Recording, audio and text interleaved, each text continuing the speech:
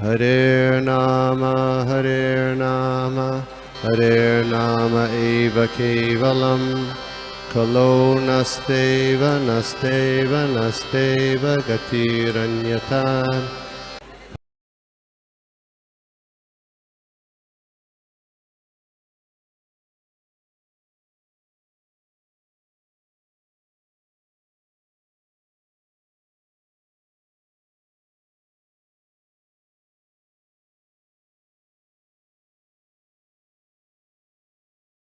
Hare Krishna. Pranam for joining और big warm welcome. तो हम लोग स्वागत करते हैं हर ग्रेस भक्ति प्रिया देवीदासी माता जी का। माता जी परम पूज्य शंकरशन दास अधिकारी महाराज जी के डिसाइपल हैं और काफ़ी टाइम से इस्कॉन में हैं। बहुत अच्छा सेवा कर रही हैं माता जी। ऑस्ट्रेलिया मेलबर्न के मंदिर से जुड़ी हैं, वहाँ पे भी बहुत सेवा कर रही हैं। माता जी कई बार हमारे साथ जुड़ चुकी हैं और बहुत अच्छा भावपूर्ण इनका क्लास होता है। तो आज का भी जो श्लोक है हम लोग माता जी के माध्यम से समझने का प्रयास करते हैं। सभी लोग ध्यानपूर्वक श्रवण करें। धन्यवाद माता। Over to you. दंडवत प्रणाम्स। हरे कृष्णा। हरे कृष्णा। मैं आज सबके साथ एक चीज शेयर करना चाहूंगी। आज से 20 साल पहले जब 20 जनवरी 2006 उस दिन मैंने मेरा फर्स्ट इस्कॉन का प्रोग्राम ज्वाइन किया था। तो आज मेरा 20th एनिवर्सरी है फर्स्ट प्रोग्राम अटेंड करने का। तो कांग्रेचुलेशंस। थैंक यू प्रभु। मुझे ये दिन स्पेसिफिकली इसलिए याद है क्योंकि it also happens to be the day I am born materially. Oh wow. तो तो ये भगवान का मेरे को बेस्ट गिफ्ट मिला। भगवान ने मुझे खुद गिफ्ट दिया और जिस परिस्थिति में मैं वो प्रोग्राम में अटेंड करी थी वो भी थोड़ा इंटरेस्टिंग है कि हमारे घर में थोड़ा मैं यूनिवर्सिटी की स्टूडेंट थी, मैं डेंटिस्ट्री पढ़ रही थी, मैं 3rd ईयर में थी और उस टाइम हमारे घर में थोड़ा एक्सट्रीम सिचुएशन हो गया था। एक पर्सनल, इमोशनल, फाइनेंशियल सब मिक्स था। तो बाकी सब घर में एक साथ थे, मैं अकेली थी और पढ़ रही थी जहाँ अकेले थी। तो मुझे मेरे माता ने good morning. Thank you Sudha, thank you very much.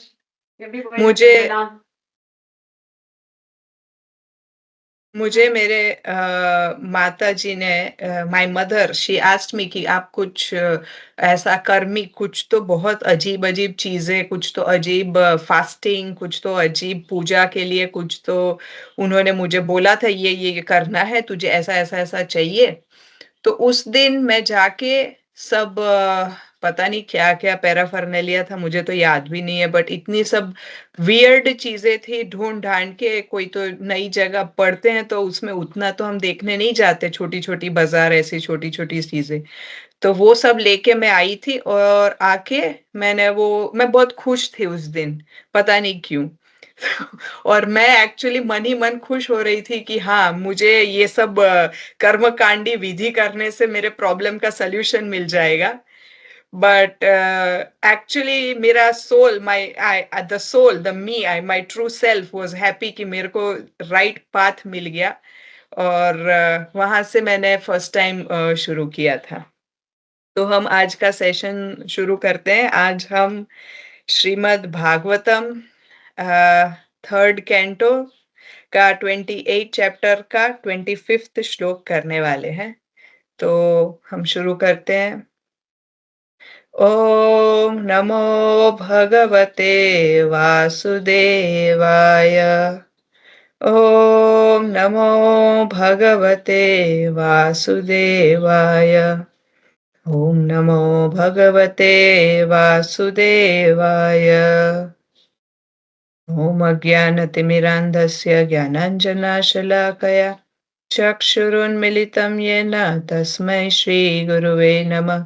श्रीचैतन्यमनोभीष्टं स्थापितं येन भूतले स्वयं रूप कदा मह्यं ददाति स्वपदान्तिकम् वन्देऽहं श्रीगुरो श्रीयुतपदकमलं श्रीगुरून् वैष्णवांश्च श्रीरूपं साग्रजातं सहगण रघुनाथान्वितं तं सजीवं साद्वैतं सावधूतं परिजनसहितं कृष्णचैतन्यदेवं श्रीराधा कृष्णपादान् सहगण ललिता श्रीविशाखान्वितांश्च हे कृष्णा करुणा सिन्धु दीनबन्धु जगत्पते गोपेश गोपिका कान्त राधा कान्त नमोऽस्तुते तप्त काञ्चन गौराङ्गी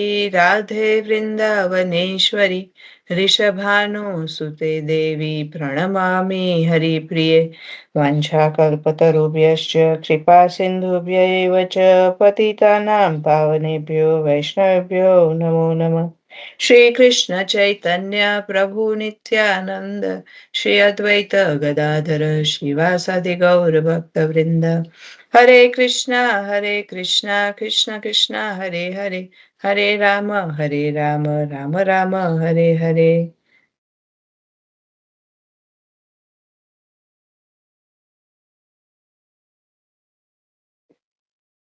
Better.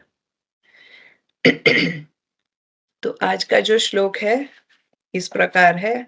नाभिरिदं भुवकोश गुहोदरास्थं यत्रात्मयोनिधिशनाधि किल लोकपद्मं व्यूढं हरिन्मणिवृषा शतनायोरमुष्य ध्यायेद्वयं विशदाहार मयूख्य गौरम. Translation. The yogis should then meditate on his moon-like navel in the center of his abdomen.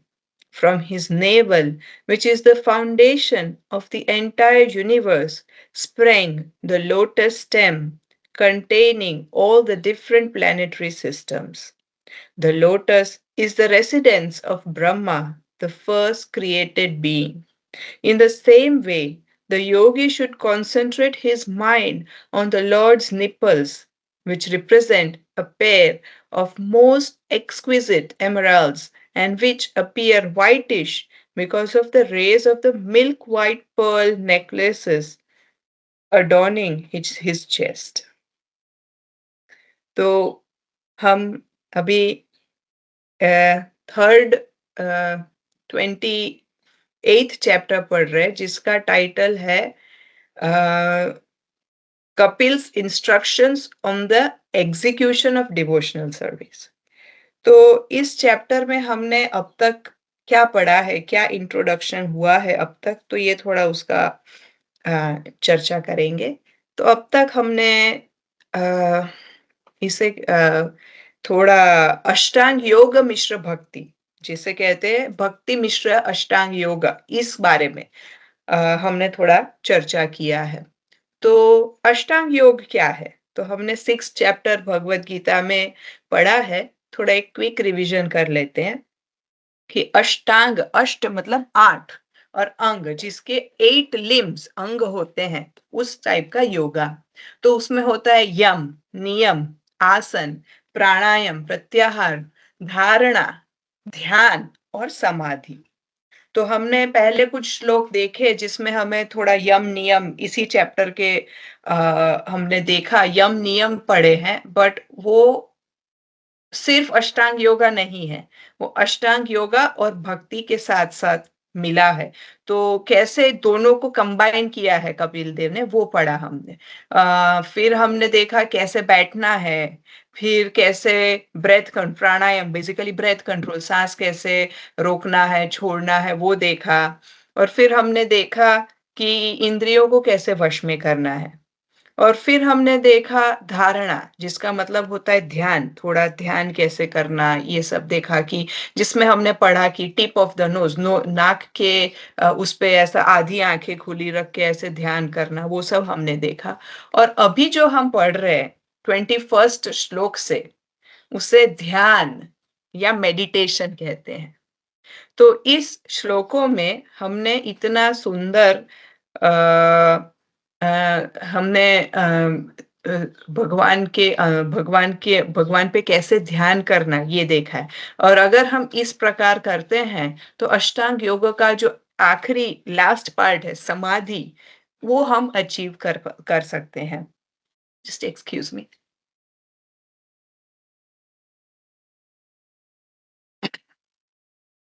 तो हमने पहले क्या देखा, भगवान के लोटस फीट पे ध्यान ऐसे करके हम ऊपर आ रहे हैं।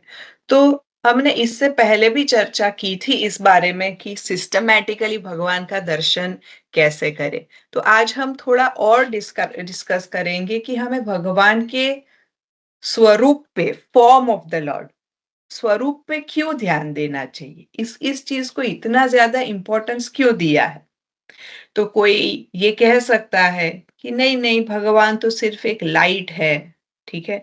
भगवान का कुछ स्वरूप नहीं है, भगवान निराकार है, निर्गुण है। इस प्रकार का अगर हम थोड़ा इस विषय पे अगर चर्चा करें, तो ये एक आर्ग्यूमेंट है कि ऐसा क्यों नहीं? जब हम कहते हैं कि 3 प्रकार से भगवान ब्रह्म ज्योति में भी है, परमात्मा स्वरूप में भी है और भगवान स्वरूप, पूर्ण पुरुषोत्तम भगवान स्वरूप में भी है। तो हम हमारा ध्यान एज़ अ भक्ति योगी भगवान के फॉर्म, भगवान के रूप की ओर क्यों करते हैं? भगवान के ब्रह्म ज्योति जिसमें कोई आकार नहीं है, उस पे क्यों नहीं करते हैं? तो बहुत सिंपल है। अगर हम देखना चाहें कि अगर सम एक सिंपल एग्ज़ाम्पल ले लें कि अभी आप सब मुझे एटलीस्ट देख सकते हैं। अगर मैं कभी मीरा रोड मंदिर आई तो आप मुझे देख के पहचानेंगे, हाँ, माता जी हमने आपकी क्लास सुनी है, राइट? ऐसा हम आपने देखा है। पर अगर मैं ऐसे वीडियो बंद करके सिर्फ़ मेरी आवाज़ ऐसे ही था, तो आप कभी आइडेंटिफ़िकेशन कर पाते थे?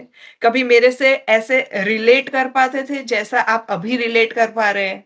सिंपल है, एकदम सिंपल लॉजिक है, एकदम सिंपल अंडरस्टैंडिंग है कि हम जिस चीज़ को देख नहीं सकते, सिर्फ़ उसको सिर्फ़ एक लाइट ऐसा बता दे, तो उस पे हम क्या क्या ध्यान करें?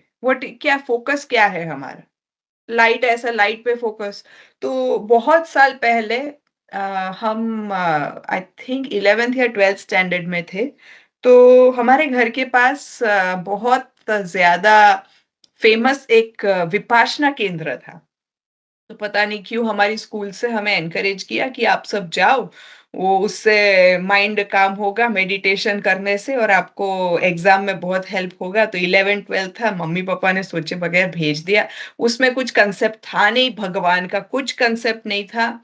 और वो लोग बस बोले कि आप ऐसा कुछ टेप बैकग्राउंड में चल रहा था और आसन लेके जाना था। हम लोग बैठे और उन्होंने बोला कि फोकस, ब्रीथ इन, ब्रीथ आउट, ब्रीथ इन, ब्रीथ आउट।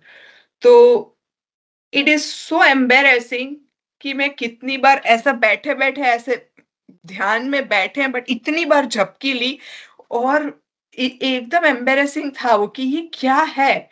और फिर पता चला कि ये लोग ऐसा ही एक्सपेक्ट करते हैं, ऐसा ही सिखाते हैं कि आप किसी चीज़ पे फॉर्म पे कुछ नहीं है, उसी पे फ़ोकस नहीं करना है, ऐसे ही करना है। और ऐसा आपको ऐसा करते जाओ, करते जाओ, करते जाओ 7 डेज़ डाइट थोड़ा कंट्रोल करना है, वो लोग खाना भी देते थे और उसके बाद ऐसा था कि बात कम करनी है, आप किसी से कुछ ज्यादा बात नहीं कर रहे हो। और फिर अब अगर आपने वो 7 दिन में आपने जो बोला है वो करोगे, अगर आपको ये एक्सपीरियंस हुआ कि जैसे ऐसा कोई पानी किसी ने आपके सर पे डाल दिया हो, एकदम ऐसा cooling effect, means you have achieved it. क्या अचीव किया आपने? पानी सर पे डाला, तो नहाते समय तो पानी डालते ही है ना सर पे। तो सिंपल है, कहने का लॉजिक यही है कि अगर ऐसा कुछ फॉर्म नहीं है, किसी चीज़ पे ऐसे फ़ोकस करेंगे, तो कॉमन सेंस है कि आपको नींद आएगी and there is no point of focus. किस चीज़ पे आप फ़ोकस करोगे? Meditation means there has to be some focus, but there is no focus. किस चीज़ पे आप सिर्फ़ एक चीज़ लाइट पे ऐसे कैसे फ़ोकस कर सकते हो? तो ये थोड़ा एक बहुत ही वेग कांसेप्ट है कि लाइट किसी चीज़ कोई फ़ॉर्म पे नहीं फ़ोकस करना है। तो इट मेक्स सेंस कि इसीलिए हमें जो ध्यान देना है वो भगवान पे ध्यान देना है। और भगवान खुद भगवत गीता में कई जगह पे कहते हैं, और एक जो 9.34 श्लोक है उसमें भगवान ने कहा है, मन मना भव मद भक्तो मध्याजी माम नमस्करो मामे वैश्यसि युक्त्वैवम आत्मन मत परायण। Engage your mind always in thinking of me. Become my devotee. Offer your obeisances unto me. Worship me. Being completely absorbed in me. Surely you will come to me. अब इसमें engage your mind को हम कैसे करेंगे? तो engage your mind in thinking of me मतलब क्या? तो भगवान का think about भगवान का form है, नाम है, गुण, रूप, लीला आदि है। इन सब पे हमें ध्यान करना चाहिए। और इसमें भी स्पेसिफिक जो आज हम स्पेसिफिकली डिस्कस कर रहे हैं वो है भगवान का स्वरूप, उस पे। क्योंकि स्वरूप एक ऐसी चीज है जो हम सब जाने अनजाने हम लोग बहुत इस चीज पे अटैच्ड है। बॉडीली कंसेप्ट मतलब स्वरूप पे आकर्षण।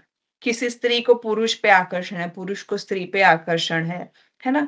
तो वो आकर्षण बेसिकली एक उनके स्वरूप से होता है। अगर वो होता है ना कि आप चैट जीपीटी पे डालें और आप इमेजिन करें कि नहीं एक सुंदर स्त्री के साथ आप बात कर रहे हो, बट वो सुंदर स्त्री का स्वरूप भी आप इमेजिन कर रहे हो। ऐसा तो नहीं है कि आप वो स्वरूप नहीं है। तो वो स्वरूप बहुत इंपॉर्टेंट चीज है। हम देख सकते हैं पूरी जो ये गर्लफ्रेंड बॉयफ्रेंड शादी है, ये सब इसी चीज पे है कि अट्रैक्शन है, किसी के स्वरूप पे अट्रैक्शन है। पूरे गाने ऐसे बनते हैं ना, तुझे देखा तो ये जाना सनम, आजकल क्या चल रहा है पता नहीं, बट देखना दैट स्वरूप को, वो उसी से पूरा अट्रैक्शन शुरू होता है। तो इसी चीज के चलते हमें ऐसा जो स्वरूप का अट्रैक्शन है वो हमारे अंदर इनबिल्ट है, नेचुरल है। पर अगर इस स्वरूप पे हम अट्रैक्ट होते हैं, स्त्री और पुरुष के स्वरूप पे अट्रैक्शन, तो इससे हम इसी cycle birth death old age disease इसी में हम अट्रैक्टेड रहेंगे और कर्म के हिसाब से इसी में फंसते चले जाएंगे।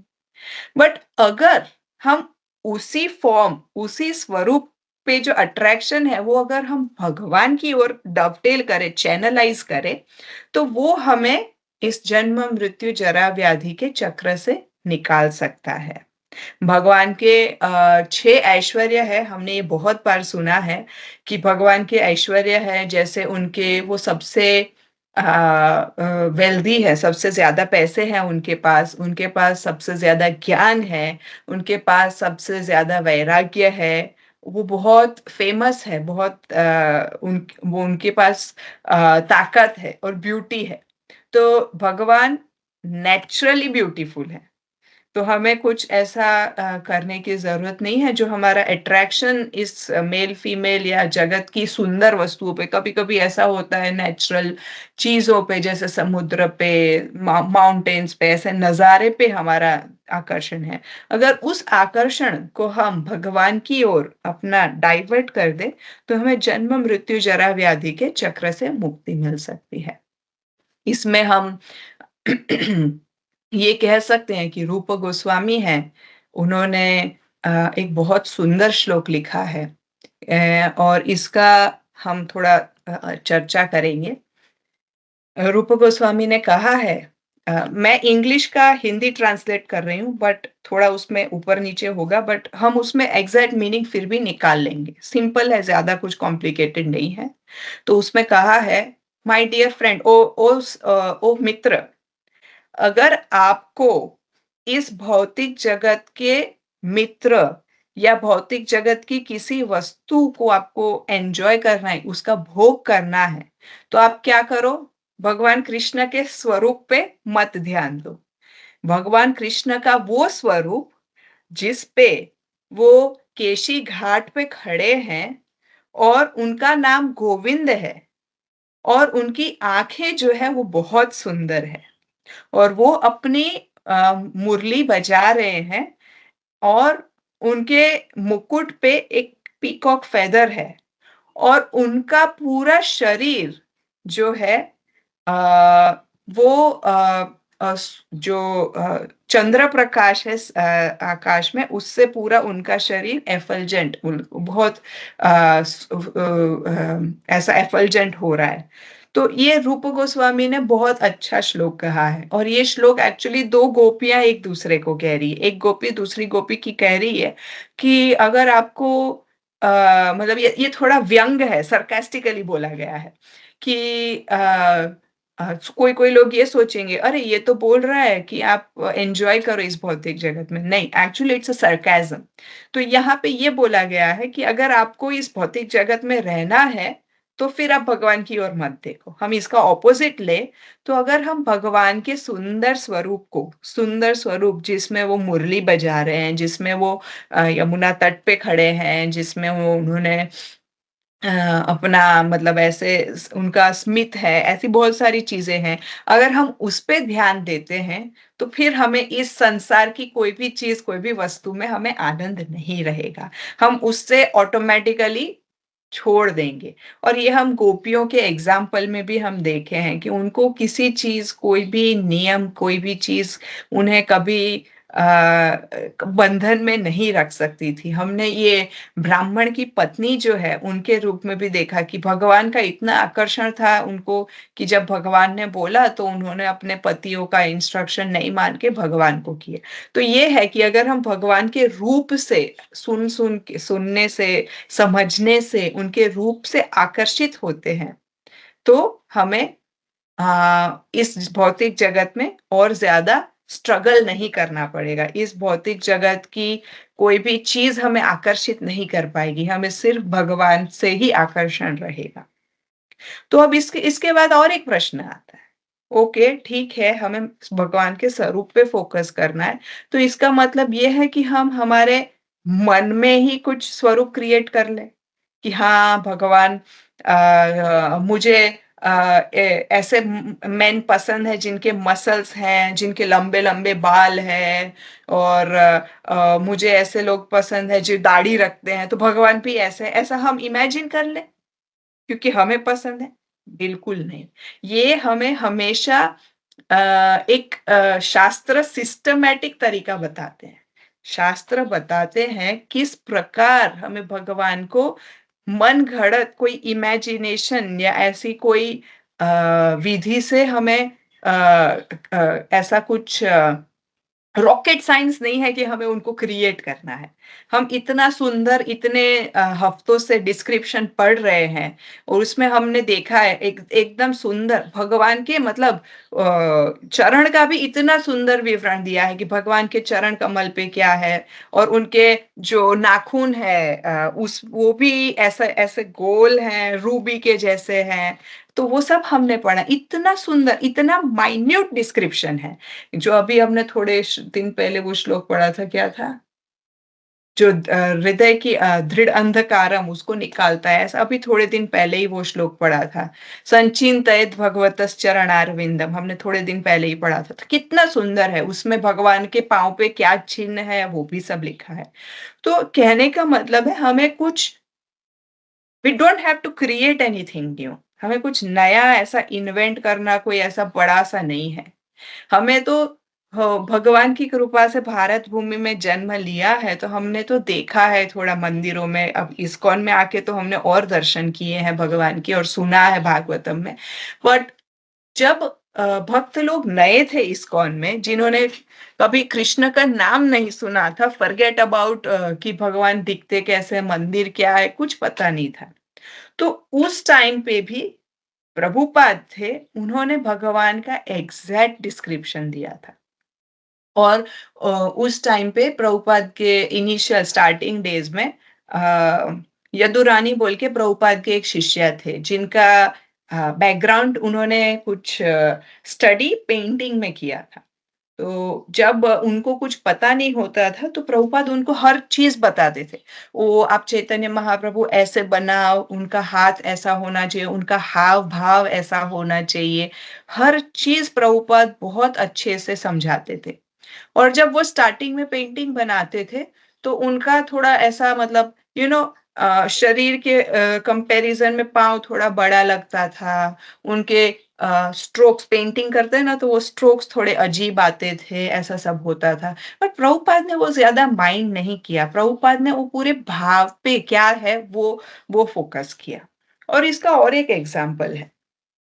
जैसे-जैसे पेंटिंग करते गए यदुरानी माताजी, तो प्रभुपाद कभी-कभी तो पीछे उनके पीछे खड़े रह के बोलते थे, ऐसा करो, वैसा करो, इतना मतलब इंड इंड और उसमें एक बार जाके प्रभुपाद को उन्होंने पूछा कि प्रभुपाद, कृष्ण की आँख का कलर क्या है? तो प्रभुपाद ने बस ऐसे थोड़ी देर अपनी आँख बंद कर ली और थोड़ा ऐसे किया और फिर उन्होंने आँख खोल के बोला, ब्लैकिश, भगवान की आँख ब्लैकिश है।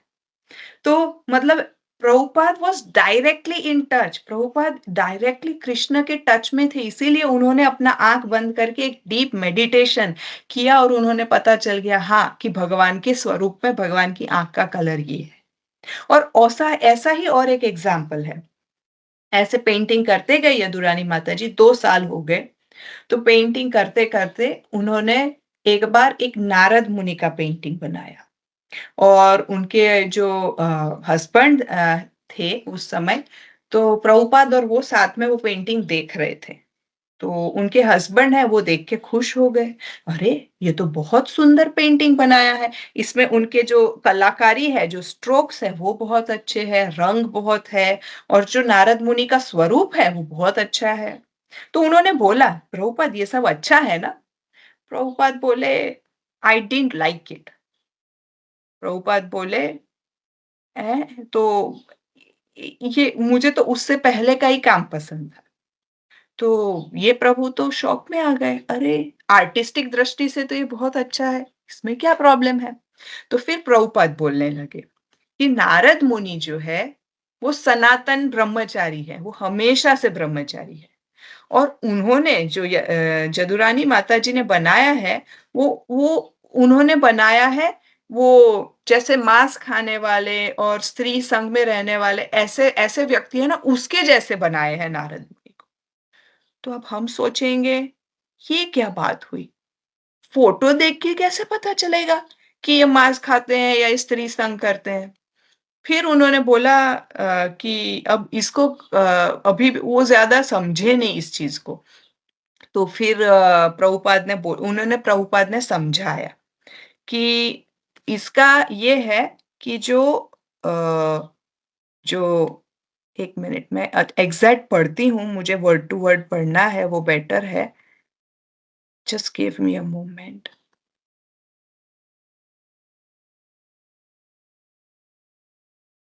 हाँ, थोड़ा ऊपर स्क्रॉल कर दिया।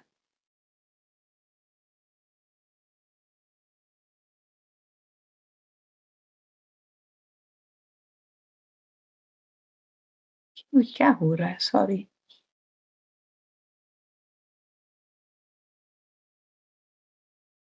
हाँ, तो जो ये पेंटिंग था, वो एक रेनेसांस जो एक पेंटिंग स्टाइल है, उसके हिसाब था।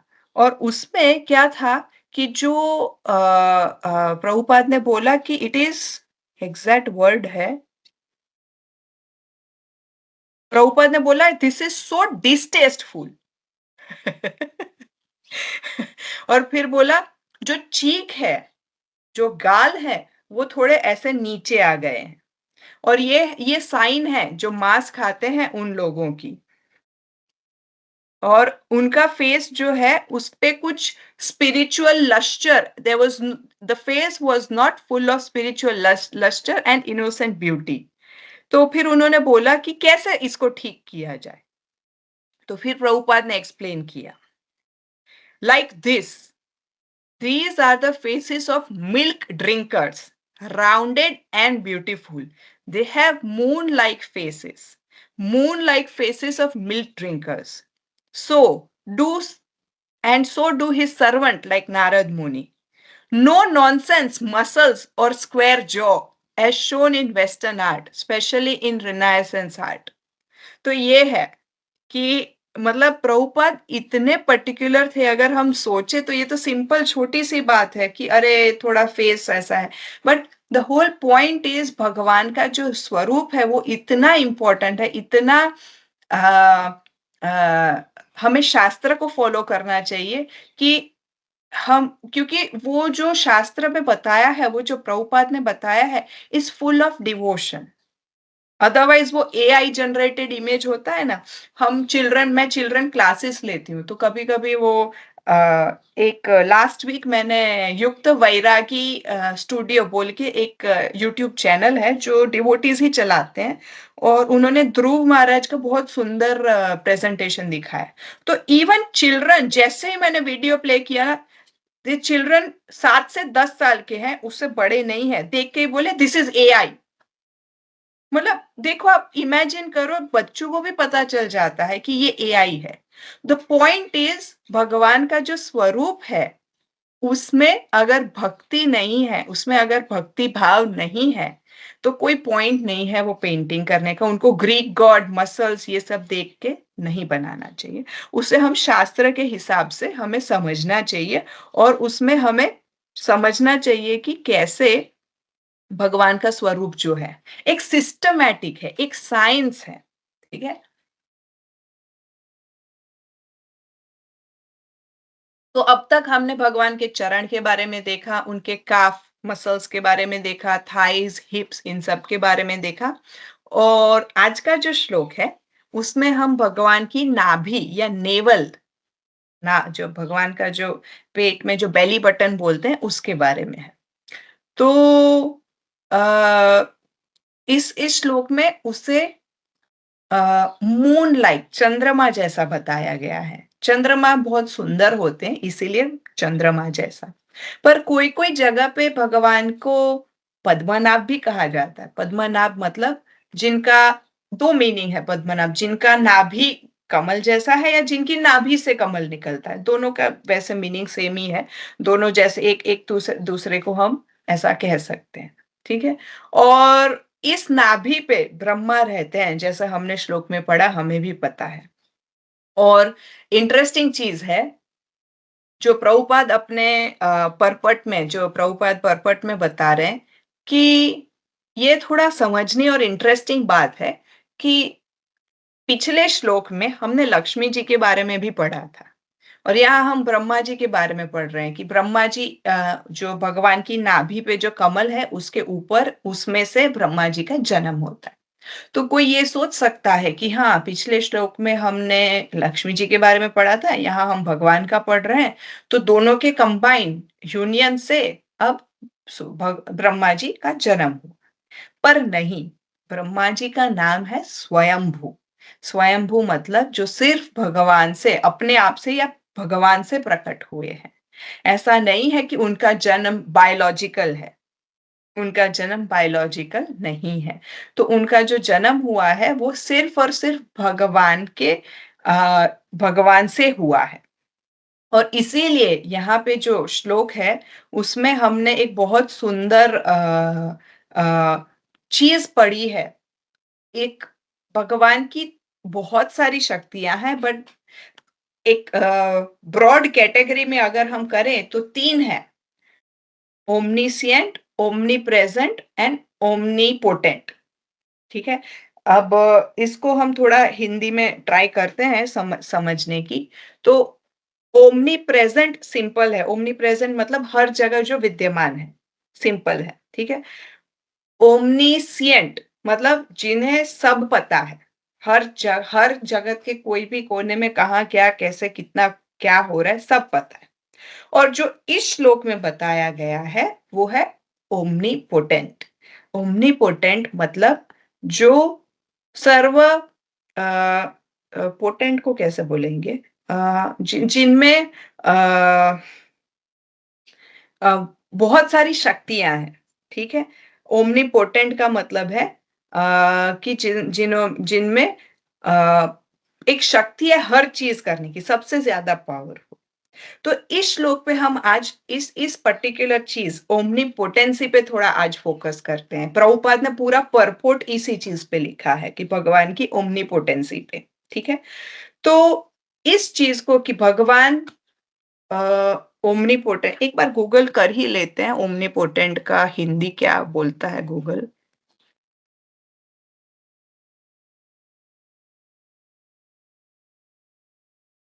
सर्वशक्तिमान, ठीक है, चलो अब इसका हिंदी भी मिल गया। ओमनीपोटेंट मतलब सर्वशक्तिमान। तो भगवान सर्वशक्तिमान है, तो इसको हम बहुत सारे तरीके से समझ सकते हैं। एक तो है ओके फिजिकल स्ट्रेंथ, तो हम जानते हैं कि भगवान ने बहुत सारे असुरों का नाश किया, गोवर्धन पर्वत उठाया। लिटरल मीनिंग देखें तो यस, भगवान सर्वशक्तिमान है, ठीक है, कोई प्रॉब्लम नहीं है। फिर दूसरा, अगर हम देखें दूसरा एस्पेक्ट, तो क्या है वो कि भगवान कहते हैं कि अहम सर्वस्य प्रभो मत्त सर्व प्रवर्तते, मतलब ये पूरे जो आध्यात्मिक और भौतिक जगत है वो मेरे में से आ रहे हैं। और इतना ही नहीं, भगवान कहते हैं 10.42 में, विशत्ताभ्यम इदम कृष्ण एकांशेन स्थितो जगत। इसका क्या मीनिंग है कि एक छोटा जैसे आग होती है, उसमें से एक छोटा ऐसा स्पार्क निकलता है। तो उसी प्रकार भगवान कहते हैं कि एक ऐसा छोटा स्मॉल फ्रेगमेंट, एकदम छोटा स्पार्क है, उसी प्रकार मेरा छोटा पार्ट है, उसी से मैं पूरे जगत में विद्यमान हूँ और मैं इस जगत को चलाता हूँ। तो ऐसा नहीं है जैसा हम देखते हैं नॉर्मल एग्जाम्पल्स कि कोई भी कंपनी होती है तो उसमें मैनेजर होता है, उसका भी मैनेजर, उसका भी मैनेजर, उसका भी मैनेजर और फिर सीईओ, सीटीओ क्या-क्या तो होता है। तो भगवान के केस में हैं थोड़े मैनेजर्स जो इस जगत को चलाते हैं, बट भगवान को भगवान इस जगत के कण-कण में प्रेज़ेंट है। एवरी एटम, हर कण में भगवान है, चाहे जीवित हो या व्यक्ति मृत हो, तो भगवान हर कण में उपस्थित है। तो इसे कहते हैं भगवान की सर्वशक्तिमत्ता, कि वो हर जगह और उनके प्रेज़ेंस से ही हर चीज़ चल रही है। ऐसा हमने देखा है, कई जगह पे ये सुना भी है कि जो सूरज है अपने समय पे चलता है भगवान से भयभीत होके, ऐसा ऐसा बहुत सारे सूर्य और चंद्र की तेज है, वो भी भगवान के चलते हैं। तो हर चीज़ हमने इस प्रकार पढ़ी है। तो इसलिए हम कह सकते हैं कि भगवान सर्वशक्तिमान है। और एक है पोटेंट, का मतलब और एक होता है कि जो बहुत उपजाऊ है, इंग्लिश वर्ड पोटेंट मतलब वो उपजाऊ है, तो उस हिसाब से हम ये कह सकते हैं कि भगवान जो है सर्वयोनिषु कौन्तेय मूर्तयः संभवन्ति यः तस्यं ब्रह्म महद् योनिर् अहं बीजप्रदः पिता। तो जो भी 84 8.4 मिलियन जो योनि है, उनके बीज देने वाले पिता भगवान कृष्ण है। ऐसा नहीं है कि हाँ सिर्फ मनुष्य का भाई या भाई-बहन ऐसे नहीं है। जो छोटे से छोटा घास हो, एक पत्ता हो, पौधा हो, वायरस, बैक्टीरिया, एनिमल्स, बर्ड्स, हर चीज़ भगवान का ही अ, अंश है और हम वास्तव में हम सब भाई-बहन कह सकते हैं बिकॉज़ हम भगवान के अंश हैं। तो ये भी भगवान की सर्वशक्तिमत्ता का एक उदाहरण है, ठीक है? और फिर इस स्पेसिफिक श्लोक में जिस पे प्रभुपाद ने फोकस किया है, उस पॉइंट पे हम आते हैं कि कैसे भगवान सर्वशक्तिमान है। तो ब्रह्म संहिता है, उसमें एक बहुत महत्वपूर्ण श्लोक आता है। अंगानि यस्य सकलेन्द्रियवृत्तिमान्ति पश्चान्ति पान्ति कलयन्ति चिरं जगन्ति आनंद चिन्मय सदुज्ज्वल विग्रहस्य गोविंदमादि पुरुषम तमहम भजामि। ये जो सुबह जो हम श्रृंगार आरती में जो 2 श्लोक बजते हैं ब्रह्म संहिता के, ये उसका दूसरा श्लोक है। और इस श्लोक का मीनिंग क्या है? मैं भगवान गोविंद की पूजा करता हूँ, जो आदि देव हैं, ठीक है? और जिनका स्वरूप जो है उसमें सच्चित आनंद है और वो बहुत ही सुंदर है। इंग्लिश वर्ड इसका है फुल ऑफ मोस्ट डैज़लिंग स्प्लेंडर। अब ये पार्ट है जो हमसे रिलेटेड है। ये पार्ट जो है, जो प्रभुपाद इस पे ज़्यादा फोकस कर रहे हैं इस श्लोक में, कि भगवान का जो हर एक अंग है, ठीक है? मैं इंग्लिश में एक बार पढ़ती हूँ। It loses potency when I translate, तो मैं इंग्लिश में एक बार पढ़ती हूँ। Each of the limbs of that transcendental figure possess in himself the full-fledged functions of all the organs, and eternally sees, maintains, and manifests the infinite universes, both spiritual and mundane. अब इसको deep में समझते हैं। भगवान का हर अंग जो है वो एक अपने आप में ही पूरा शक्तिमान है। क्या इसका क्या मतलब है कि भगवान अपनी जैसे हम अपनी आँखों से सिर्फ़ देख सकते हैं, आँख से सुन नहीं सकते हैं। हाथ से हम सिर्फ़ ऐसा ग्लास उठाना ये वो कर सकते हैं, उससे हम खा नहीं सकते हैं। बट भगवान के अंग में हमारे अंग जैसे लिमिटेशंस नहीं है। भगवान का जो सर्वशक्ति पता है उसमें ये है हर चीज़ भगवान का नाखून से लेके भगवान के बाल से लेके हर चीज़ उतना ही शक्तिमान है जितने भगवान हैं। और इसे कहते हैं ओमनीपोटेंसी। और इसी रीज़न के चलते भगवान को लक्ष्मी जी की ज़रूरत नहीं पड़ती है ब्रह्मा जी को उत्पन्न करने में। भगवान अपने में ही स्वयं सक्षम है और अपनी ही शक्ति से उन्होंने ब्रह्मा को क्रिएट किया और ब्रह्मा से जैसे हम जानते हैं ब्रह्मा से बाकी सब जीव आ रहे हैं। तो यही है भगवान की ओमनीपोटेंसी, सर्वशक्तिमता। और एक जो हम बहुत बार सुनते हैं, बहुत बार ऐसा ठोक-ठोक के, पीट-पीट के बहुत बार सुना है कि भगवान के नाम, गुण, रूप, लीला, उनके जो इंस्ट्रक्शंस है, उनका जो पैराफर्नालिया है, उसमें और भगवान में कोई फ़र्क नहीं है। और वो इसी रीज़न के चलते कि भगवान ने अपनी पूरी पोटेंसी जो है वो नाम, गुण, रूप, लीला हर चीज़ में दे दी है। जैसे मैं अपनी पूरी ताकत अपनी गाड़ी में डाल के उसे तेल के बगैर I can't run without petrol, right? कि ऐसा चलो मैंने मेरी पूरी शक्ति गाड़ी में लगा दी और अब गाड़ी ऐसे ही चल रही है। ऐसा नहीं है भगवान का केस।